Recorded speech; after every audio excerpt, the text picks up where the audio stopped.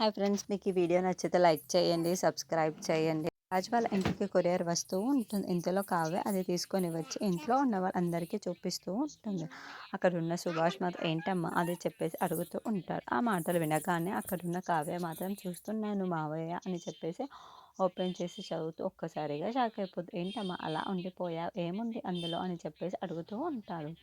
ఆ మాటలు వినగానే అక్కడున్న కావ్య మాత్రం కోర్టు నోటీస్ మామయ్య అని చెప్పేసి అంటూ ఉంటుంది. ఆ మాటలు వినగానే ఇంట్లో ఉన్న వాళ్ళందరూ ఒక్కసారిగా షాక్ అయిపోతూ ఉంటారు. మనకెవరు పంపిస్తారు కోర్టు నోటీస్ అని చెప్పేసి సుభాష్ అంటూ ఉంటాడు. ఇంతలో వాళ్ళ తమ్ముడు అక్కడికి వచ్చేసి నేనే పంపించాను అన్నయ్య అని చెప్పేసి అంటాడు. ఆ మాటలు వినగానే ఇంట్లో ఉన్న వాళ్ళందరూ ఒక్కసారిగా షాక్ అయిపోయి అక్కడున్న వాళ్ళ చిన్న మామయ్య వైపుకు చూస్తూ ఉండిపోతారు. ఇంతలో అక్కడున్న వాళ్ళ తమ్ముడు మాత్రం అవునన్నయ్య నేనే పంపించాను అని చెప్పేసి అంటాడు. ఇంతలో అక్కడున్న సుభాష్ వాళ్ళ అమ్మ మాత్రం ఏంట్రా ఇదంతా అని చెప్పేసి అడుగుతూ ఉంటుంది. అది చూసిన ధాన్యలక్ష్మి మాత్రం అవును వాటా మాకు రావాలి అని మేమే కోర్టు నోటీస్ పంపించాము, కోర్టులోనే తేల్చుకుందాం, మా వాటా మాకు ఎలాగైనా ఇవ్వరో నేనే చూస్తాను అని చెప్పేసి అంటుంది. ఆ మాటలకి అక్కడున్న రాజు కావ్య ఇంట్లో ఉన్న వాళ్ళందరూ అయితే ఒక్కసారిగా షాక్ అయిపోతూ ఉంటారు.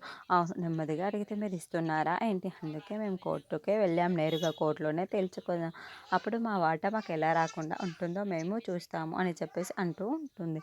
ఇంతలో అక్కడున్న కావ్య మాత్రం ఏంటి ఇలా మాట్లాడుతున్నారు అని చెప్పేసి అనుకుంటూ ఉంటుంది.